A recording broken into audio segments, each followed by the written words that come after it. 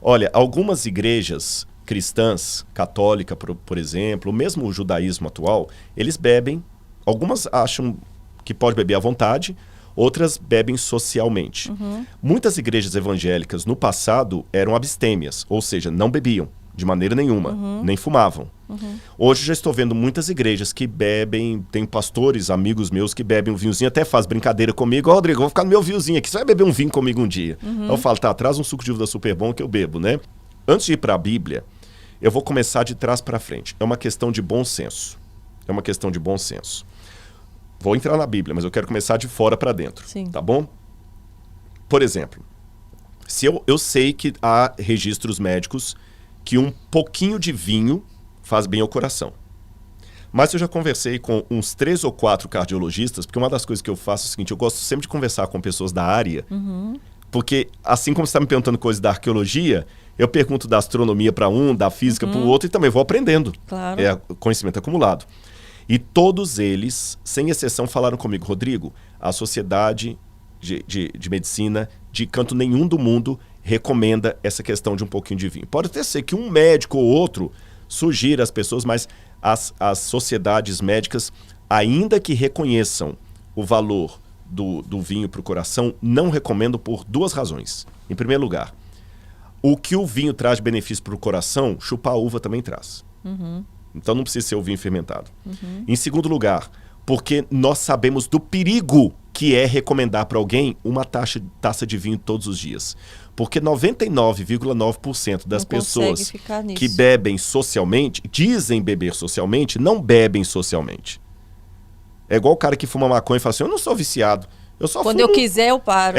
Só que todo dia ele fuma um e fala que não é viciado. Você está entendendo? Então é perigoso, é perigoso. Além disso, eu vejo o número absurdo de acidentes automobilísticos que acontecem porque o camarada tomou um copo de cerveja. E a cerveja é a menos alcoólica de muitas bebidas que nós temos por aí. Se for comparar, a cerveja tem menos quantidade de álcool do que uma taça de vinho. Você está entendendo? E mesmo com as regras vamos pegar o Uber, porque a gente vai pra balada, tem essas coisas todas aí. Quantas vezes a gente tá aí, e desculpe-me, eu não quero amanhã ter a desdita de perder a minha esposa porque um inconsequente bêbado saiu e matou a minha esposa que estava num ponto de um ônibus. Você tá entendendo? Então, olha, só isso pra mim já é um motivo suficiente para eu nem precisar abrir Bíblia. Então, querer justificar uma coisa que vai me fazer perder a minha consciência. Veja bem, eu vou dar para você agora uma pílula que você vai desmaiar, um boa noite Cinderela. Aí eu vou poder entrar na sua casa, fazer o que eu quiser com você, pegar qualquer coisa e sair. Você fala, não vou querer essa pílula nunca. Mas bebida eu aceito. A bebida faz isso, ela tira a sua consciência. Ah, mas eu preciso da bebida para poder ficar alegre e comemorar. Então, parabéns para você nessa data querida. Eu não preciso de bebida para ficar alegre, eu já tenho uma vida de prazer em Cristo. Ah, eu preciso da bebida para criar coragem. Não, eu tenho outros mecanismos para eu criar coragem. Eu tenho o Espírito Santo. Para esquecer, para relaxar. Exatamente. Você está entendendo? E fora a consequência que aquilo vai causar. Ou seja, eu acho interessante, agora eu não estou falando tanto para os crentes, até para os ateus, céticos, oponentes da religião, que quando eu falo que eu creio na Bíblia, que eu creio num Deus criador, alguém do lado de lá fala o seguinte, que cara ridículo, pré-moderno e anticientífico. Como é que esse camarada tem um título de doutorado?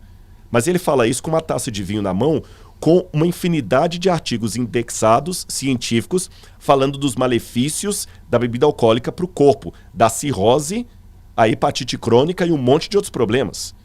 Então, quer dizer, até por um ponto de vista científico e ateu, se eu fosse ateu, apenas com a mentalidade científica, eu digo o seguinte, quem fuma e bebe, se for médico, deveria perder o seu certificado de médico. Se for cientista, deveria rasgar o seu diploma de cientista. Porque como é que alguém com mentalidade científica, com tantos estudos médicos, provando, não é questão de fé, eu estou sendo aqui bem intelectual, com tantos estudos claros, uma pessoa que se diz racional, continuar bebendo e fumando com tanta coisa da ciência, desculpe-me, você não está muito diferente daquele curandeiro que está com raiz lá ensinando uma coisa que não tem nada a ver. Olha, eu não vou usar uma palavra aqui para não derrubarem a nossa conversa nas redes sociais, mas todo mundo vai entender do que eu estou falando. Recentemente, diante dessa crise que o mundo apresentou, um dos grandes medos dos temas da fake news eram discursos ou falas que eram anticientíficas e até ditas negacionistas. Lembra? Ok, concordo que a gente tem que evitar falar de coisas que a ciência não está endossando. Mas a ciência não endossa o beber nem o fumar. Pelo contrário, o número de estudos mostrando que isso faz mal é muito grande. Sim. Então é uma questão para mim de coerência até com o meu corpo. Sim. Agora, disso eu posso passar para a Bíblia. Eu sei que a Bíblia fala do vinho, mas a gente tem que levar em consideração o contexto. No hebraico, você tem algumas palavras para vinho. Você tem a palavra sícara, que significa bebida forte. Você tem a palavra aim, que é vinho no sentido geral. Você tem a palavra tirosh, que é o vinho não fermentado. No Novo Testamento, escrito em grego, a única palavra para vinho é oinos, que é a mesma palavra para suco de uva. Tá certo? Então, já que a palavra é dúbia, eu tenho que saber em que contexto ela está ali. É igual manga. Pode ser manga de camisa ou manga de chupar. Depende do contexto. Então, há alguns momentos da Bíblia que está falando do vinho fermentado mesmo. Por exemplo, quando Noé bebeu, embriagou, ficou bêbado ali. Ló também se embriagou. E o milagre de Jesus? Pois é, no caso do milagre de Jesus, eu tenho dificuldade de entender que Jesus ali fez um vinho alcoolizado pelas seguintes razões. Letra A. Todo mundo já estava bebendo vinho desde o início da festa. Todo mundo já estava bebendo vinho desde o início da festa. Se Jesus fosse multiplicar o vinho para dar mais vinho para o pessoal, onde é que está a coerência aí? Mesmo para aqueles que defendem o beber social, beber só um pouquinho. Se é para beber só um pouquinho, Jesus está indo contra isso, porque todo mundo já tinha bebido vinho desde o início. Ele faz mais vinho.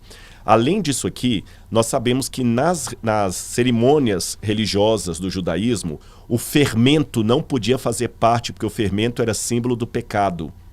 Então, tanto não usavam nem no pão, como ia ter bebida fermentada. Exatamente. Então, Jesus não ia fazer. Tanto é que nos manuscritos do Mar Morto, fala do tipo do vinho que o sacerdote tomava e que era o mosto, ou o vinho não fermentado. Agora, alguém pode perguntar assim, Rodrigo, mas a uva em Israel só dá uma vez por ano. Eu já pesquisei na internet. É geralmente no mês de setembro. Se só dá uma vez no ano, como é que você tem vinho não fermentado o ano todo? Se a vinha vai fermentar, eles não tinham geladeira na época. É simples. Existe, inclusive, receitas que a arqueologia já mostrou que eles faziam vinho de uva passa, para dar, inclusive, para as crianças. E o vinho alcoolizado não era de bom tom nem na sociedade romana. É como a maconha hoje. Muita gente usa, mas não é uma coisa assim tão socialmente aceita. Então, na época greco-romana, o vinho fermentado só tinha uma função, ou duas. Primeiro, esterilizar machucado, ou esterilizar a água na hora de beber. Então, eles pegavam a água e colocavam um pouquinho de vinho para um pote desse tamanho de água para que aquele vinho pudesse ajudar a purificar a água. Por isso que Paulo falou para Timóteo, não beba água pura, misture um pouco de vinho também por causa das suas dores de estômago. O vinho era para purificar a água. Então, apenas para dar uma ideia, e também o apóstolo Paulo fala, o nosso corpo é o templo do Espírito Santo. Sim. Tá certo? Se o meu corpo é templo do Espírito Santo, eu vou colocar coisas aqui que fazem bem à saúde.